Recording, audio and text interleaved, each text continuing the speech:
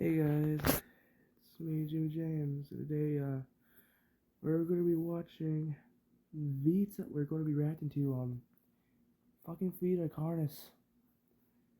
I know you guys are like, wait, James, you never really reacted to scary content before. Yeah, it's my first time too, dipshit. I'm actually scared. Not that much. I have reacted to before, but it's not. I only reacted to it, so yeah. It's my first, not my first time seeing this shit.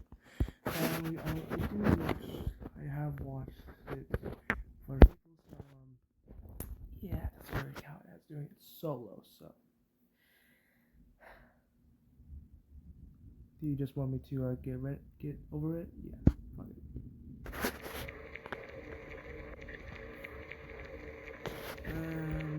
Okay, warning.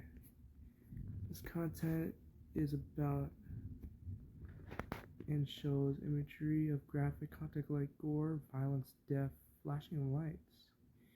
Real discretion is advised. Alright.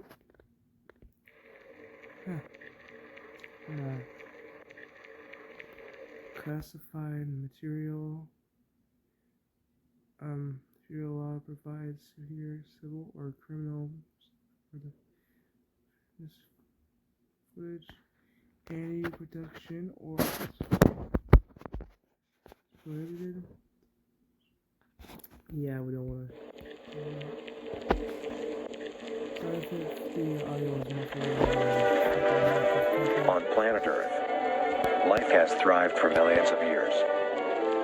Creatures big and small have found ways to adapt and evolve to flourish in all types of environments. From barren wastes to lush forests, life can be found. Earth has homed these creatures since the dawn of life itself. Only until very recently, things have changed. New life forms have appeared all around the globe and completely changing the balance of nature and what we know about evolution itself.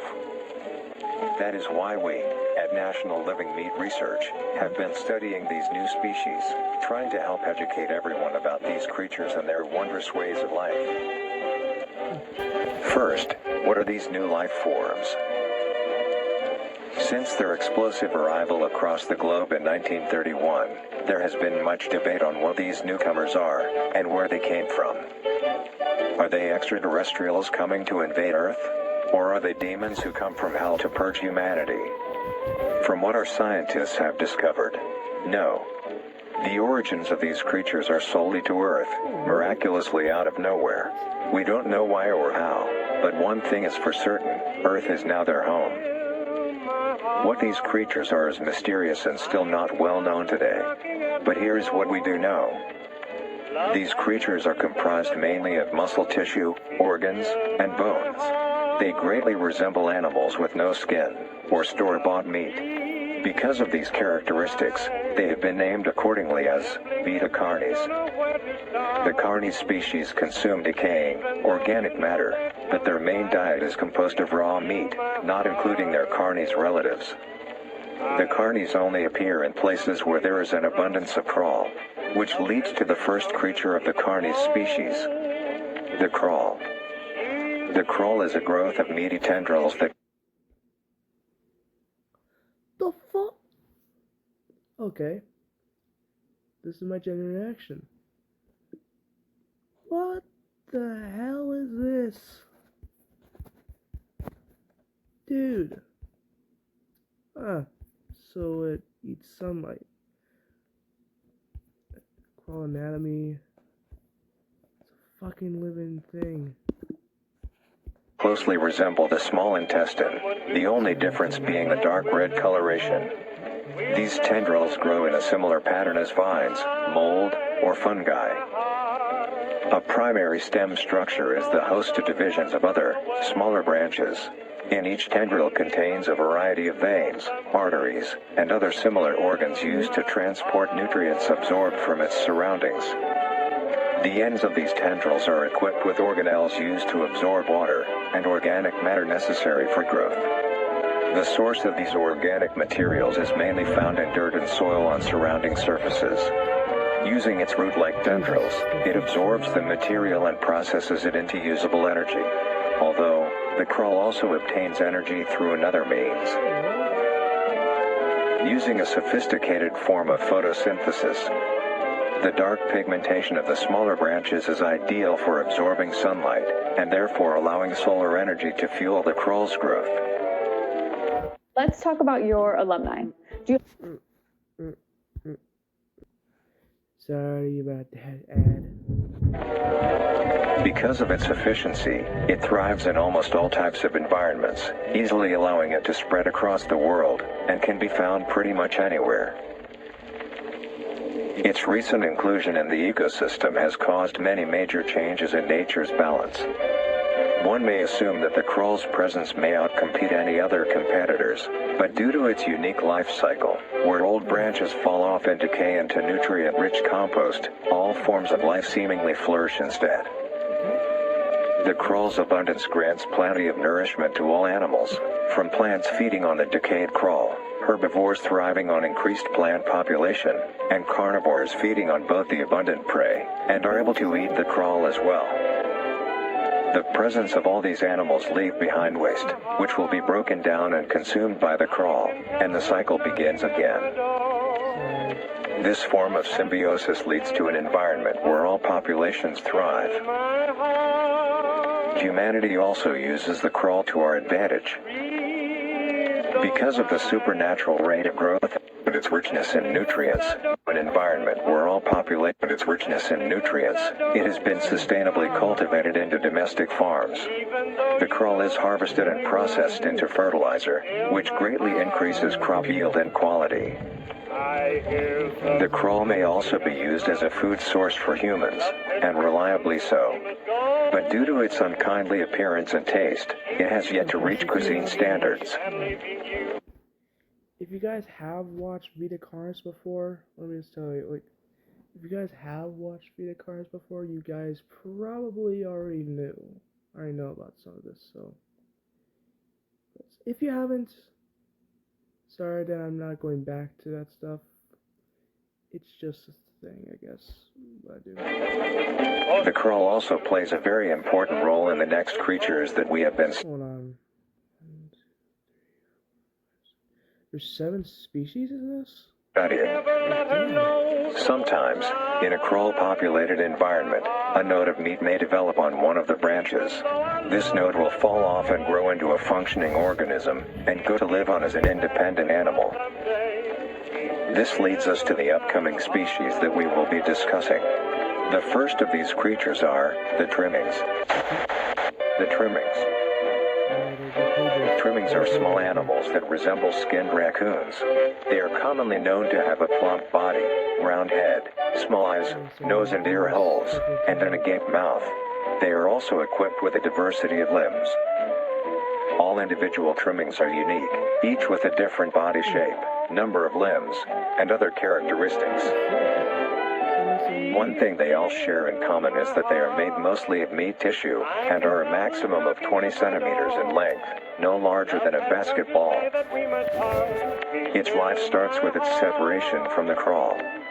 It will wonder to find anything that is edible and able to consume. Although it is an omnivore, being able to hunt meat and forage for plant matter, trimmings are almost entirely scavengers. Their diet consists of rotting plants and meat, including, but not limited to, fruits, vegetables, roots, seeds, insects, and deceased animals. Although its appearance is unsightly, it is a cowardly creature. Okay. First of all, that thing is a lord of nightmares, my man. Dude, if I saw that, I would be like, Hadouken, I'll probably just yeet it out of existence, dude. Why is that so ugly? That's more uglier than a blobfish. That's saying something. Only fleeing, screeching, and hiding when threatened. Because of its lack of defensive traits, it lies near the bottom of the food chain, making it easily overpowered and picked off very regularly by predators. Naturally, its population would eventually die out, but this is not the case. The crawl constantly produces a large quantity of trimming nodes, keeping up their numbers. Naturally, trimmings can be found wherever there is a... Oh, nah. Even in my house, even in my state?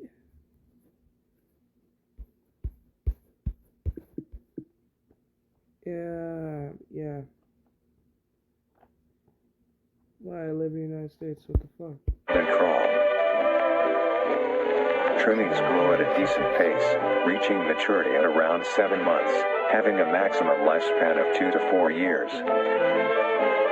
Although they are plentiful, humanity has no proper way to implement trimmings into society.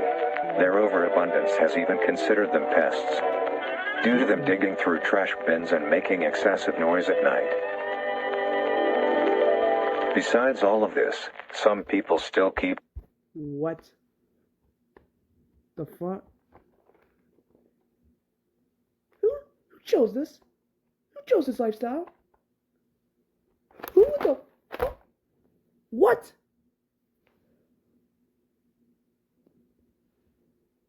Okay, first of all, let me drop kick that thing, okay? If not, if you don't, I'm still gonna do it. Because why? Sorry for that interruption. Yeah, freaking phone turned off. I don't know why. Maybe it's because I turned, yeah, this is bad. Besides all of this, some So why keep that as a pet?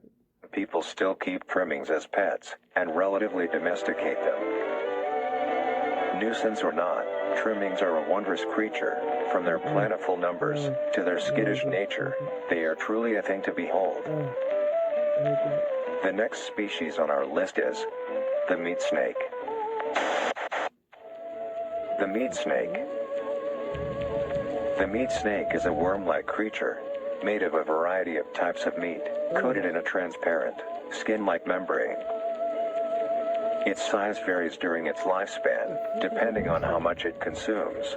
When it first separates from the crawl, it is only a few centimeters in length.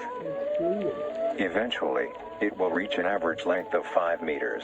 Although, under extreme conditions, like natural disasters, war, or plague, it can greatly surpass this length. It is a story you play I on. hate ads, man. Sorry for the pause. I have to... And well, I'm back. Length. The meat snake's diet consists entirely of dead animals or parts. A meat snake is incapable of consuming a healthy, living organism. The meat snake allocates its food by using a tongue-like organ covered in sensors to touch and feel its environment. The sensors catch particles of decaying meat, notifying the meat snake that there is food nearby. Oh, really? This process shares many similarities to regular snakes, hence the meat snake's name. Once it locates the corpse, the meat snake will open its jaw and swallow the entire body whole. Once the entire body is consumed, the meat snake's stomach will release a variety of chemicals. Some will break down soft tissue like skin and the connection points between muscles.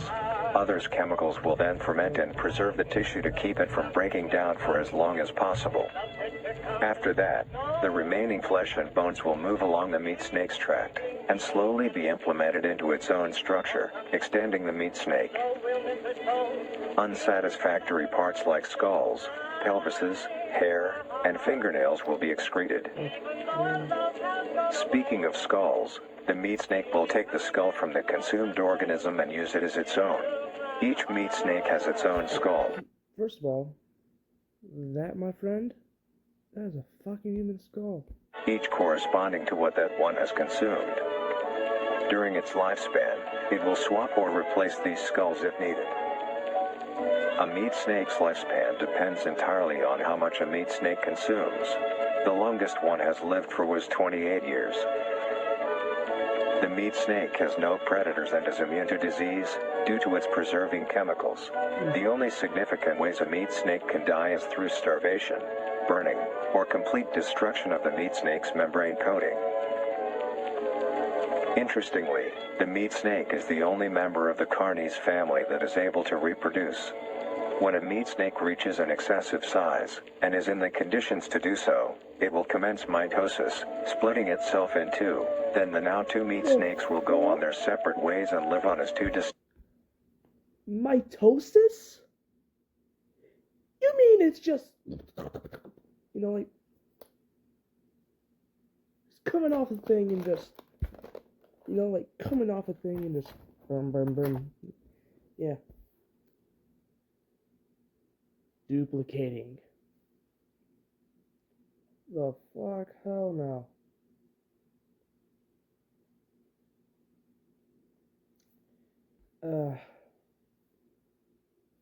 Yeah, I do also. Sorry, I had to see that. Still. Look.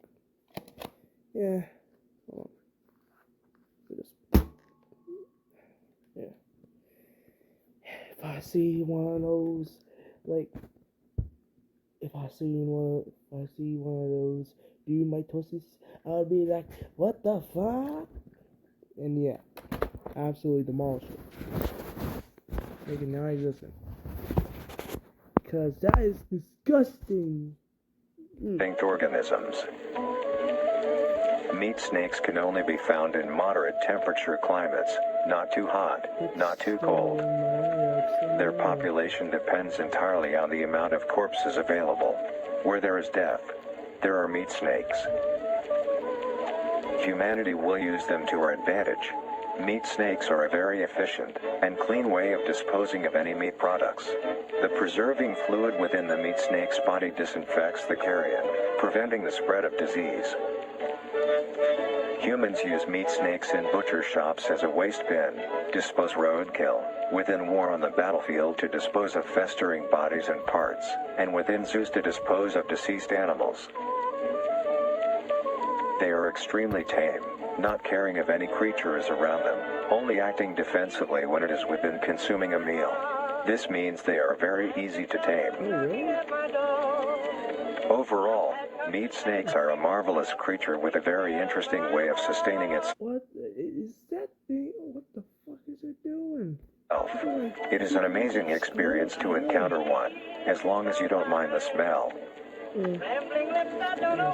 Our next creature is the mimic. The mimic. The mimic is a bipedal creature with uncanny... I'm sorry that I have to pause here, but holy shit. The fuck is this shit? That's a normal human? That is a freaking mimic. It's the freaking meat man. Ah. Look at this. Canine molars.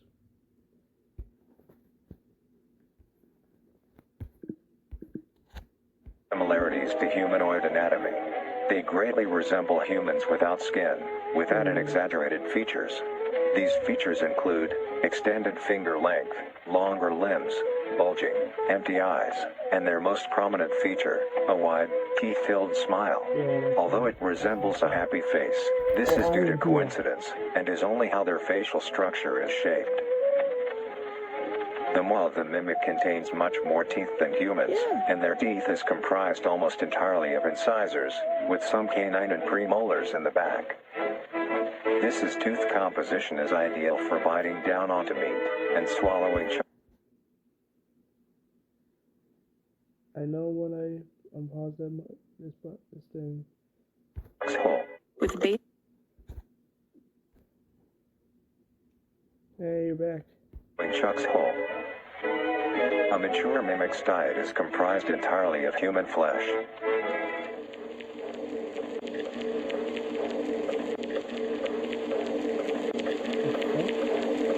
Because of this, they are found solely around human-populated areas.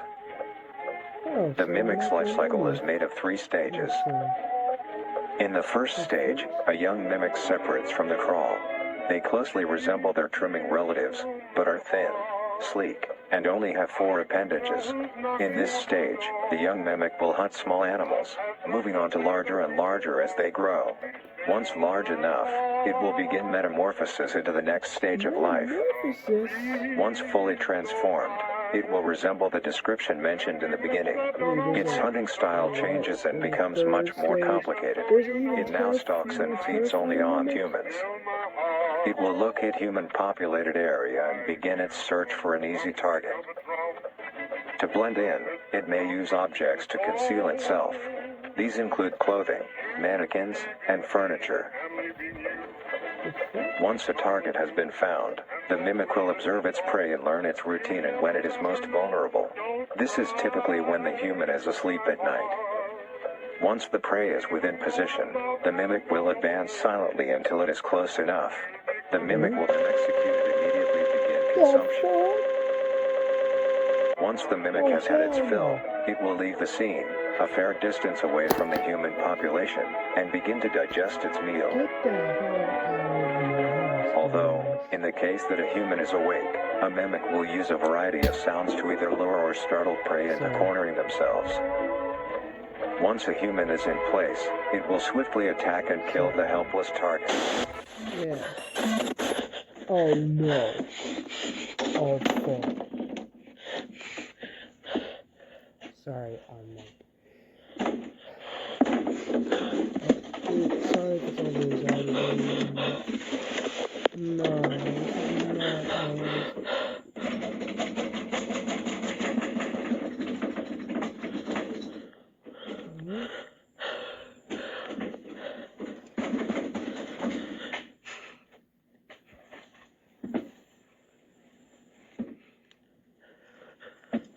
oh, she's fucked.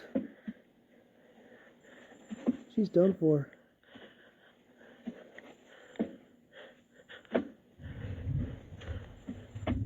R.I.P. that bitch.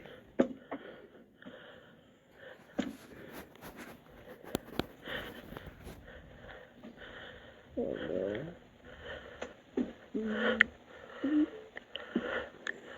Then this is gonna be when the sun comes in. Oh fuck! Oh no! It's the moon. Please don't take my meat. Please don't kill me. I have a shotgun.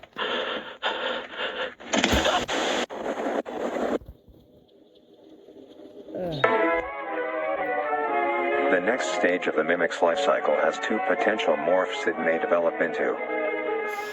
If a mimic has a consistent supply of food, it will develop more human-like features. It will grow skin, hair, and by the end will look nearly identical to a human being. It now can blend entirely into civilization and lure other humans more effectively. The second type of morph happens when a mimic receives an overabundance of food. It will grow into a larger, more evolved hunter. Its proportions will increase in length, and its humanoid features will fade away. It grows a thick, dark coating of a flexible skin, which is highly durable, and increases in strength the more the elder mimic consumes. This excludes the face, which is now coated in a pale pink skin. The mimic's teeth have also moved deeper into the mimic's throat, leaving its mouth a toothless grin. It uses the dark hue of its skin to hide seamlessly within a dark environment. Its skills have also been heightened. This makes an elder mimic one of the most efficient predators on the planet. Because of the obvious threat this poses on humanity, nations around the world have released instructions on how to be able to fend for yourself in a mimic encounter. Here are the instructions. 1. Avoid going out alone if your location is known to have mimics, or there have been mimic sightings. 2. If you encounter a stationary mimic, seemingly unfazed by your presence, quietly leave the location and alert your local authorities. 3. If pursued by a mimic, get yourself into a position where you are able to flee. Mimics will rarely attack if a person has a clear escape route. Hold on, really attack if you're far away. So that didn't count with the girl that just got freaking murked. That didn't count with the freaking girl? Huh.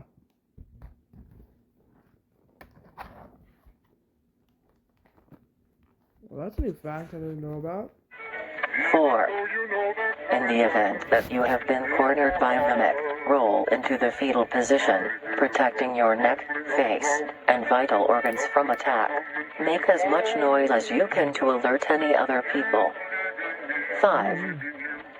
If you have a weapon, do not use it. A mimic is fairly resilient, and any strikes or shots on a mimic is not effective enough to bring it down in time. Instead, use it as a barrier between you and the mimic to block any attacks. 6. In a situation where a mimic is hunting in the immediate area and is not aware of your position, hide somewhere low, like under a bed or behind other furniture. A mimic will not linger too long to search for prey and will move on.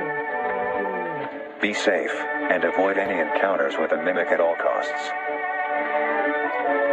Next up, the Harvester. No. No, you almost got me there. You almost got me there. Hey, we're back. The Harvester. The Harvester.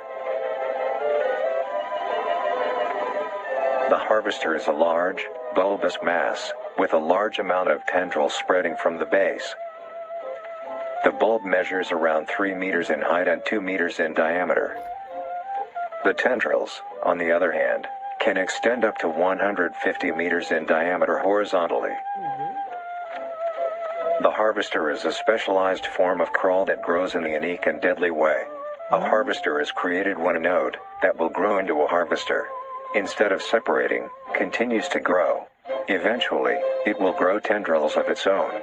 It uses the energy provided by its mother branch and expands its reach further, its tendrils, hidden just below the surface of the ground. The harvester. So it's like a bear trap, but an underground bear trap. What? So if you just step on it, it would be like, what? Or just pull you down? Or just do something else? Is equipped with 2 types of specialized tendrils. The first type is bulky and flat. They lie the closest to the surface. These branches are lined on each length of the tendril with spines, extending in the shape of a bear trap. On each side of the branch, those particular spines have a vein that feed into them, that pump 2 types of venom.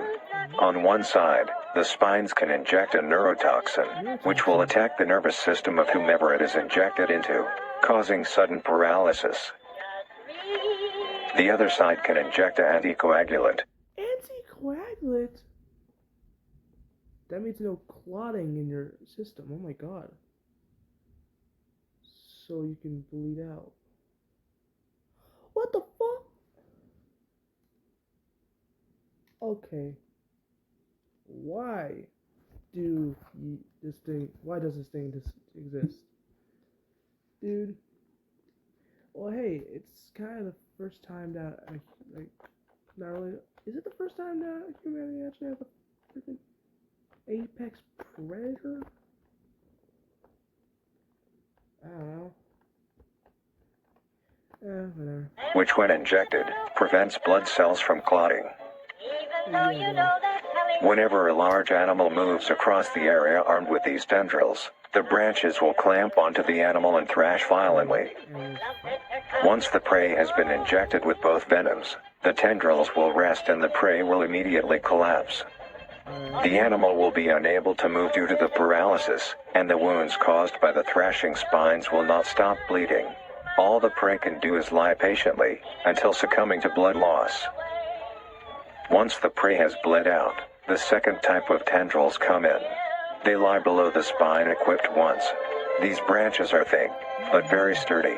They share similar anatomy to the small branches of the crawl, equipped with organelle that absorbs nutrients. These tendrils sense the blood, and move their way to the surface and begin to absorb the vital fluid. Once the blood has been consumed, the tendrils will wrap around the body and begin to shuffle downwards.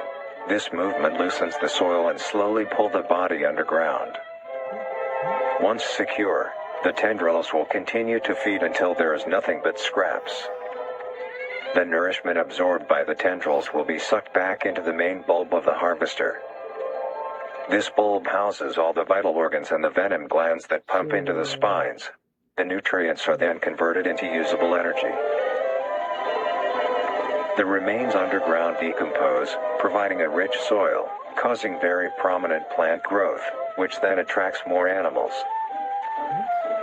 A strange behavior the harvester displays is its choice of diet. The spines will only activate on larger animals, allowing smaller ones to pass by unaffected. The spines will also not activate on some species of bird. There are a couple theories as to why this happens. One, it could be that attacking smaller animals would cost too much energy for what they get in return, making it not worth the time. Another could be that smaller animals may attract larger. Or maybe it's both, actually. Maybe it's both. Yeah, like, you know, for example, you don't want to waste too much energy on, like, trapping a freaking small animal. And also, you get more food because of that. Yeah, it works. Actually, it works.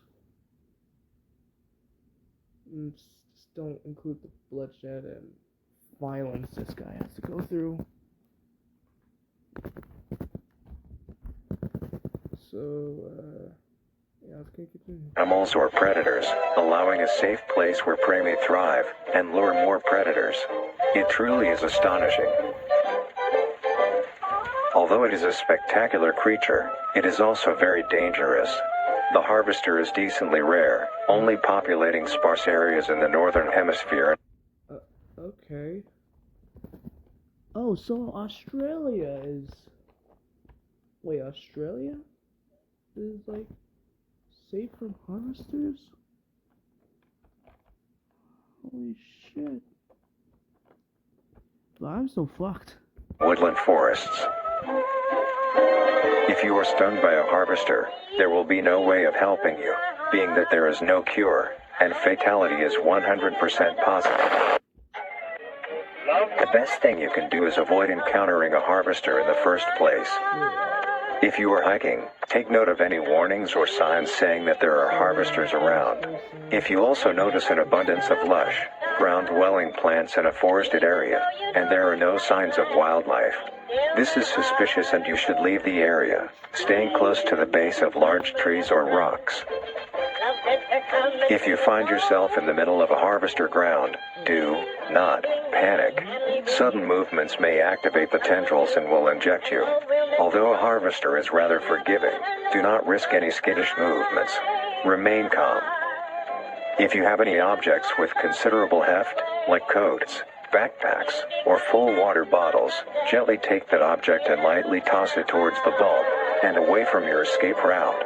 This will activate the spines on where the object lands, distracting the bulb for a moment. You will then slowly begin. And plus, it's kind of like draining energy from that guy. Because since these bags, water bottles, and all that stuff is not really a good food, like it's not really food. They're wasting energy. Great. To do wide shuffles away from the bulb. If possible, throw another object when you are certain you are a fair enough distance away, just to be safe. Continue until you are completely sure you are out of harm's way. You may come out unscathed, but don't be too obnoxious, or you will be a harvester's next meal. I catch that ad. Oh. But don't be too obnoxious, or you will be a harvester's next meal. Next up is the host. The host of influence. The host of influence, more commonly referred to as the host, has its name derived from a host who invites guests to an event. Not to be confused with a host, a harborer of parasites or disease. The host is a semi-humanoid looking organism. It has the structure of a head, torso, and arms. Other than this, it shares no other characteristics. The lower half of the host is comprised of a mass of fibrous tissue and tendrils that burrow into the ground to hold the host in place. Instead of skin, the host is covered in muscular tissue fibers, tendons, and veins. In some parts of the body are covered in a meaty plate, used to cover any large exposed areas, but allowing movement. The host's head has a smooth surface where the face should be, attached to a crooked neck, which houses a slit in the front used for So feeding. that's where the mouth is? On the host's back is a mound of pores. Protruding from these pores are hollow, hair-like structures, extending outwards. These hairs are barrels that release spores produced within host's body by being fired into the air. These spores are hazardous, so keep clear of them at all costs. Luckily, the host is rare, only found in North America. Obtaining info about the host is a very risky and daunting task. This is because of their rarity and of how dangerous it is to be up close to one. The spores released by a host is very dangerous when inhaled. A host will release a cloud of spores into the air, which will be picked up by wind and carried great distances. If an organism inhales the spores, the particles will find their way into the organism's brain and infect them. An infected organism will show no symptoms of infection right away, but a couple hours after infection the infected organism's behavior and thought process will change. The first symptoms that appear are restlessness, sluggish movement, numbness of joints, and lack of coordination. Then more serious symptoms appear over time. These include dizziness, migraines, impaired speech, and trembles. If you, or someone you know show these symptoms, contact poison control or emergency services. After a total of 6 to 7 hours after infection, the organism will cease all activities they were previously doing and begin to walk. The direction the infected will walk is towards the host whose spores have been inhaled by the infected individual. If the infected makes their way to the host, they will kneel down in front of it, expose their vital organs, and the host will promptly gut and remove those organs. The host will consume them and discard the left. You mean they just... Oh, the fuck? Over scraps.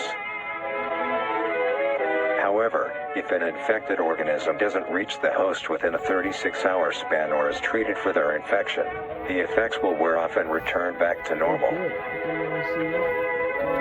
If a host is unable to find prey or doesn't like its current location, it will unroot itself and move to a new location.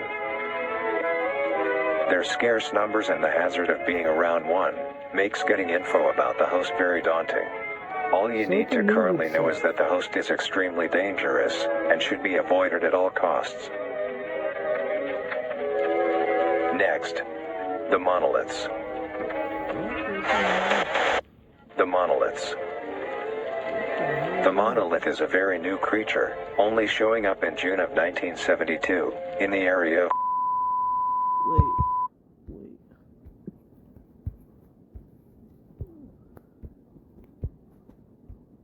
In that area.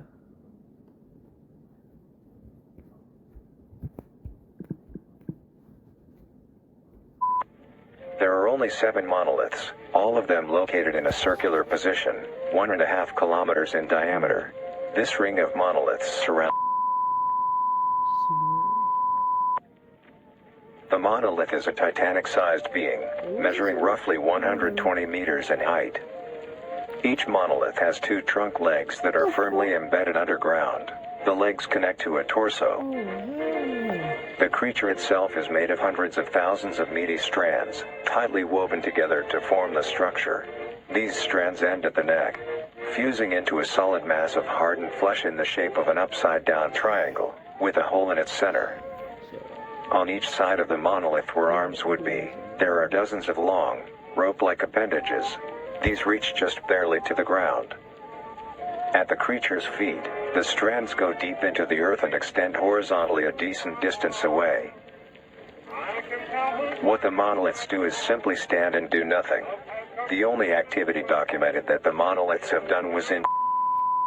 Oh, you should be redacting this much During this information. period, they were extremely aggressive. When the group of Should be doing that. were making their way to the city, the monolith that they had passes roared a deep bellow and swung its appendages at the team, completely wiping them out. When military vehicles were dispatched, once they got close enough to top the monolith, it roared another call, this time releasing an EMP blast, completely knocking the vehicles out in the vicinity. Finally, long-distance rockets were fired and struck the creature. Let's talk about your alumni. Do you have Shit. Where the hell is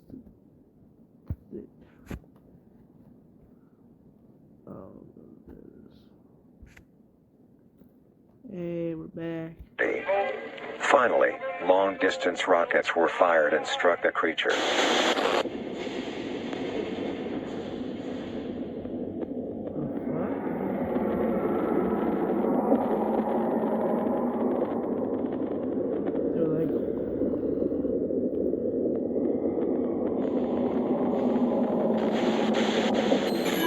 Although damaged, it regenerated at great speed and resumed its stance unscathed.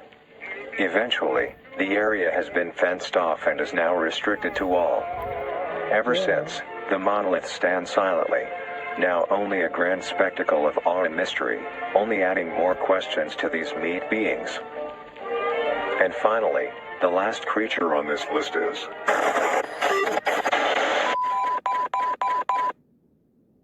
The singularity is an orb comprised of a dark-colored mineral with hints of luminous colors within its core. The singularity is estimated to be 1 meter in diameter. The orb has several unique qualities that are not well understood. The singularity typically can be found suspended in air by an unseen force. There are also a variety of readings that have been documented coming from the orb itself. Various things like magnetic fields, energy signatures, and other pattern-like signals released by the singularity. The population of these creatures is unknown. Almost all info about the singularity is hidden or confiscated by officials. We were only able to receive one classified document about the singularity being held by...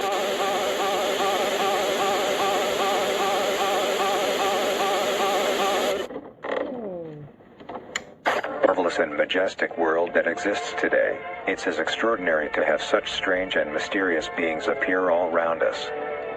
Thank you for joining us on this journey of exploration and discovery of the lives of these living meat creatures.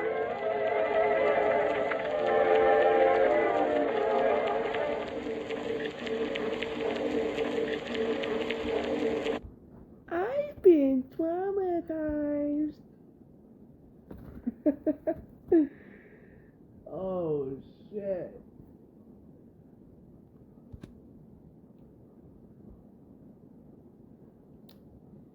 Alright. You know what? I'll be doing this tomorrow. I'll be doing the rest tomorrow. Yeah. Because I want to go to sleep. Anyways, for now, I'll see you on the next one.